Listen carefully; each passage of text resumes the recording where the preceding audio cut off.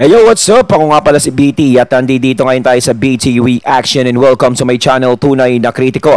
At meron po tayong panonooring video ngayon. Ito po ay nagbula kay Banat Kabayan TV. Sa mga hindi pa po nakakabisita sa channel ni Banat Kabayan TV, bisita na po kayo mga katunay. At kung hindi pa kayo nakakapag-subscribe, subscribe na rin po kayo mga katunay kay Banat Kabayan TV. At syempre, huwag nyo rin po sana kalimutan na mag-subscribe dito sa channel ko sa Tunay na Kritiko sa mga hindi pa nakakapag-subscribe and click the notification bell para maging updated po kayo sa mga reaction videos na aking ilalabas. At wag na natin pagtagalin at sabay-sabay na nating panoorin ang laman ng video na hatid sa atin ni Banat Kabayan TV at bibigyan natin ng reaksyon. Pasok! Ang GMA7 at ang Halusos ang may-ari ng Tape Incorporated Company yan sa Itbulaga. Hirap na silang magpaliwanag, hirap na rin silang maka-recover or makakumbinsi ng mga followers, supporters ng Itbulaga ni Tito Vic and Joey.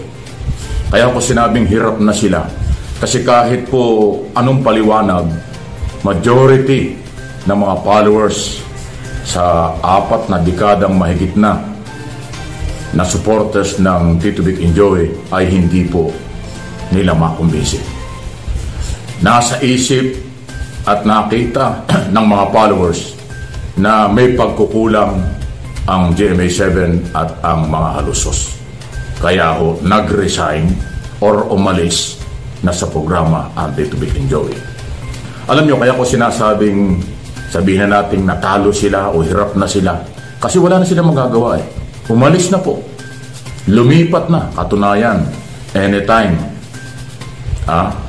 by July mag-uumpisa na ang Tito Vic and Joey sa kabilang network. Kaya dahil dyan, ang tingin ko, talo na ang GMA7, talo din ang mga Halusos kasi hindi na yon babalik sa kanila. Di ba? Ako ang tingin ko rito, kung naagapan at naging seryoso, naging neutral ang mga pag-uusap, palagay ko, hindi ho mangyayari ito. Hindi naman ho ganun ang personality ng Tito Vic and Joey sa pagkakilala ng taong bayan dito at sa buong mundo na basta na lang aalis o magpapaalam kung walang malalim na pinanghuhugutan. Ayun dun sa malalim na pinaghuhugutan, siguradong napakalaki at malalim ang pinaghugutan yan na naging problema niyan. Sana nga nakapag-usap na lang yung Halusos ng maayos sa kanila. Pero ang ginawa kasi ng mga Halusos o ng tape, nagdesisyon sila ang humawak ng desisyon. At sila ang nagdesisyon kung sino ang tatanggalin, kung sino ang matitira. At sila din ang nagdesisyon kung kailan lang papasok ang Tito Vic and Joey na siyang naging pundasyon ng Itbulaga. Yang tatlong yan, hindi mo sila pwedeng pagdesisyonan. Nasabihin natin na, kayong tatlo, hoy, kayong tatlo, pasok nyo lang is 3 araw sa 1 linggo. Di ba? Hindi mo sila pwedeng utusan ng ganon. No? Dahil sila yung naging pundasyon ng programa na yan eh. Kahit ba sabihin na 3 araw lang kayo papasok kasi matatanda na kayo, baka hindi nyo na kaya. Hindi po. Mismong sila na po ang magsasabi kung hindi na nila kaya. Pero araw-araw po nilang kinakaya. At nakikita pa rin natin kung paano nila pasayahin yung mga tao sa araw-araw na yon. Nadadala pa rin nila yung programa. So bakit sila papapasukin ng 3 araw? Para sa anong dahilan? Magtipid sa budget? Kasi kung sasabihin natin na nalulugi, ibabalik uli natin yung salitang nalulugi, napakalabo po. Kasi napakaraming advertisers na nakasuporta sa TBJ. Isa na dyan ang Pure Gold na napakalaking advertiser ng TBJ. Hindi po bumibitaw. Simula nang nag-advertise ang Pure Gold dyan, hindi bumitaw sa kanila kahit kailan. So bakit hindi bumitaw ang Pure Gold? Kasi kumikita ang Itbulaga at maraming nanonood ng Itbulaga. Kasi kung hindi na po kumikita yan, maraming advertiser ang bibitaw dyan. Diba? Napakatagal nga po ng commercial niyan ng Itbulaga. Minsan ako naiinis na, tagal-tagal ng commercial. Pero syempre, kung walang commercial, wala silang hanap buhay. Kaya nauunawaan natin yan. Ang hindi lang din maganda dyan is yung bakit pinakailaman kung sino yung dapat tanggalin sa mga tao. Syempre, binuo ng TVJ yung Dabarkads na yan eh. Diba? Kung may problema man sa mga tao, ang makakaalam dyan is yung TVJ. So sinasabi na boring daw mag-host si ganito, hindi naman ganito. Alam po ng TVJ lahat dyan patakbuhin kung sino ang hindi magandang mag-host. Hindi po sila maglalagay dyan ng host na bambo. Diba? Ilalagay po nila yan dyan dahil yun ang karapat-dapat. At sinabi nga ni Sir Joey De Leon na lahat sila matalino. Marunong silang mag-isip. Diba? Hindi po bobo ang TVJ. Kasi parang anong nangyari, ginawa niyong bobo, ginawa niyong tanga, ginawa niyong walang alam. 44 years po nilang hinawakan ng Itbulaga. Alam po nila ang pasikot-sikot dyan. Parang sa kalsada yan eh. Pabalik-balik ka na sa lugar na pinagdideliveran mo. Kung delivery boy ka halimbawa, pabalik-balik ka na sa lugar na yon. Kahit nakapikit ka, mapupuntahan mo yung lugar na yon para ma-deliver mo yung parcel mo. Kasi pabalik-balik ka na. Alam na ng TVJ ang pasikot-sikot. Pati shortcut, alam na nila. Hindi na dapat sila pakailaman. Kung tumahimik ang mga halos-host at pinabayaan lang nila sa TVJ, eh di wala silang problema. Diba? Eh di kumikita pa sila ngayon. Eh ngayon, hindi nila mababawi yan dahil nasa TV5 na yan. Diba? O nakita nilang may malaking problema ang kanilang company. At higit sa lahat, ang kanilang karera kung hindi sila aalis o mag-resign. Di ba? Kaya ko ito pinapaliwanag kasi ang mga halusos ngayon, maraming paliwanag, may maraming interview. At sinasabing hindi totoo na sila ay nagtanggal ng tao, magbabawas ng sweldo, at lagi nilang pinaninindigan na lugi. At malaki daw ang gastos ng Itbulaga, kaya kailangan baguhin. Yan ho ang laging sinasabi nila. Na malayo dun sa mga sinasabi ng Tito Vic and Joey, lalo na si dating Senador Tito Soto na siyang spokesman at manager ng Tito Vic and Joey, na hindi nalulugi dahil malaki ang kita. Maganda ang rating ng Itbulaga. Maraming sponsor. Okay? Yun ho yung mahirap ipaliwanag ng mga halusos. Sa side naman ng GMA7, kahit ngayon ay nagpapaliwanag silang neutral sila, pero ngayon lang nila sinasabi dahil binatikos na rin sila ng mga followers ng Itbulaga at napaka-negative ng mga response ng tao laban sa kanila dahil hindi naman nakakitaan sa unang araw na sila'y merong malasakit or nagmalasakit sa talent ng Tito Vic and Joey. Kaagad na sinabi, internal problem yan. Hindi kami makikialam dyan. May kontrata sa amin ang tape, yun ang aming susundin. Yun ang statement nila eh. Diba? So, doon sa statement na yun, maraming nagalit, maraming nag-isip na, teka muna, walang malasakit. Itong GMA7 sa 28 taong nag-broadcast ng programa ang Itbulaga under Tito Vic and Joey na kumita naman ng malaki. Diba? O ngayon, dahil nga may mga batikos, nagpapaliwanag sila, ganito, hindi na ako matanggap. Kaya inuulit ko, talo na sila. Hindi nila makare-recover. Hindi nila mababawi ang Tito Vic and Joey. Dahil nga nakapirma na doon sa kabila. Magsisimula na sila. Yun po yung sinasabi kong pagkatalo nila. Kumbaga, nasa huli na ang pagsisisi. Kasi kahit anong gawin nilang hilot dyan, wala na. At saka kahit anong gawin nila, nasaktan na nila yung tatlo eh. Nasaktan na nila yung damdamin ng tatlo. Yun ang pinakamasakit doon na nangyari sa TVJ. Hindi basta-basta siguro yung kapatawaran, may bibigay naman nila yun. No, baka nga napatawad na nila. Pero yung sakit na naramdaman nila sa nangyari kasi sobrang mahal nila yung programa na yan. Kung hindi nila mahal yung programa na yun, hindi mo makikita sa mga mukha nila yung hilungkot. Diba nakita mo, lalong-lalo na kay Bossing Vic, kitang-kita mo talaga yung lungkot niya. Si Sir Joey De Leon talagang naiyak pa talaga. Mahal na mahal nila yung programa na yan, tapos ganun lang yung ginawa. Kahit ipagdiinan yung nalulugi yan. Kasi kung nalulugi yan, hindi, ba't sumama yung mga advertiser sa kanila? Diba? Ba't nalulugi na yung programang yan eh? Bakit pa kami mag-advertise sa inyo? Hindi nyo naman kami ma-endorse, so lugi kayo.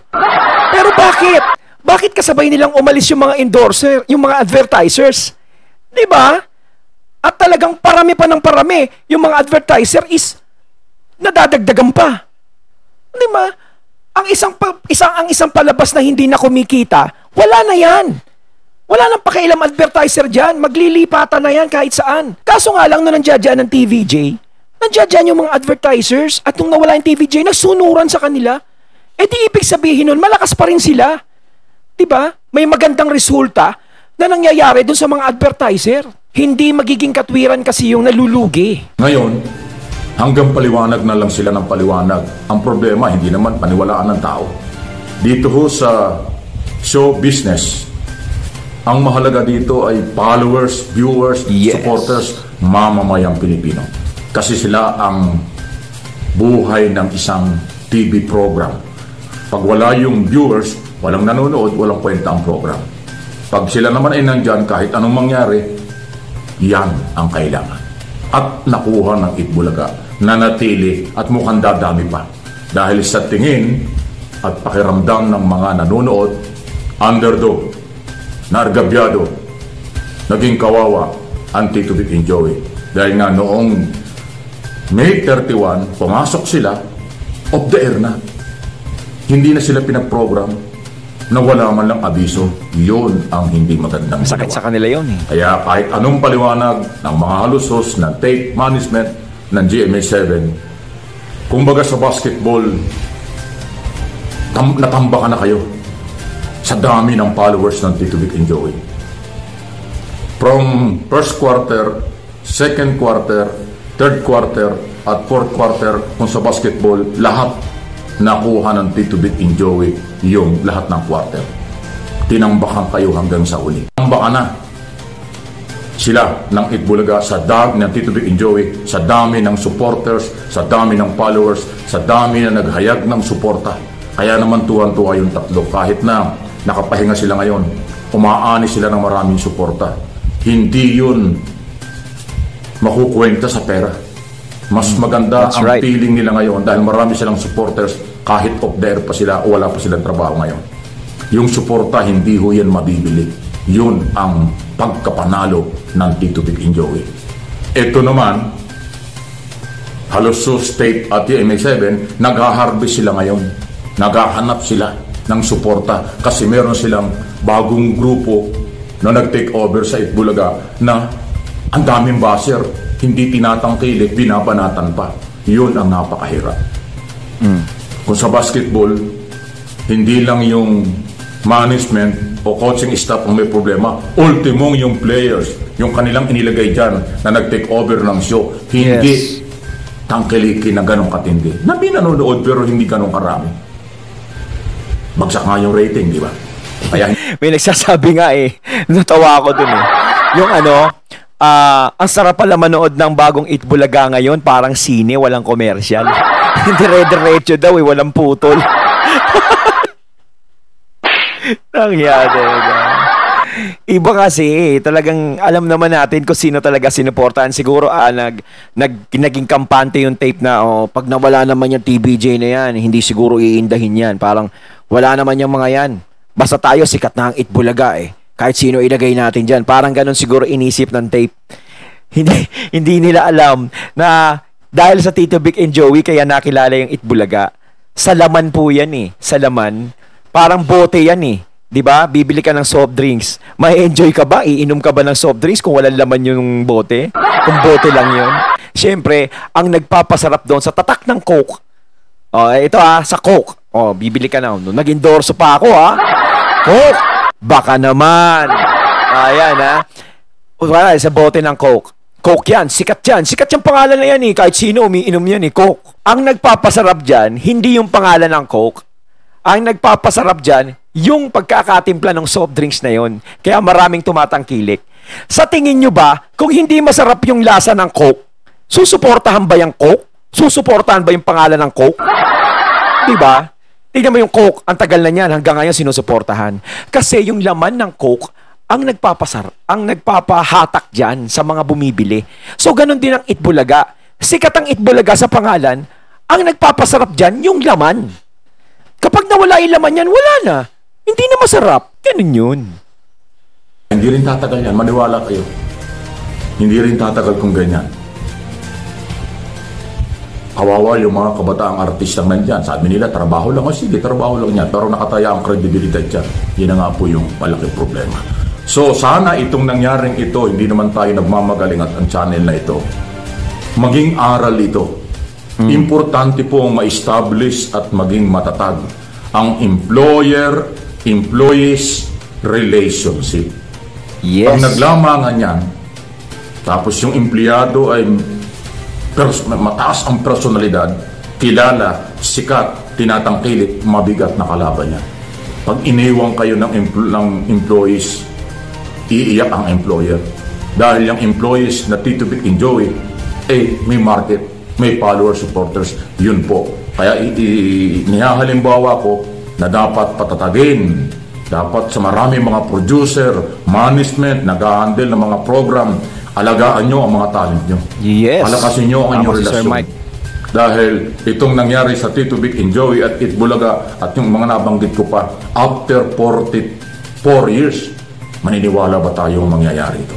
Ayon, at ating natunghayan ang video na nagmula kay Banat Kabayan TV at syempre natunghayan din natin yung boses na yon nagmula kay Sir Mike Abe. Syempre suportahan nyo din po ang kanyang channel, no, at ang kanyang mga opinion na ibinibigay. Idol na idol ko talaga yun si Sir Mike Abe. Wala na, kumbaga huli na ang lahat, no? Lalabas na ang TVJ sa TV5 at kahit anong mangyari, ang sakit, no? Hindi na baling sampalin mo na lang sana, sinuntok mo na lang sana yung Tito Vic and Joey. Sakaling hihilom pa yung sakit na yon, pero yung sakit sa damdamin na nangyari sa kanila, sa puso nila, yung sakit na yon, matagal mahilom yun. So once again, I'm BT and I'm out. Peace.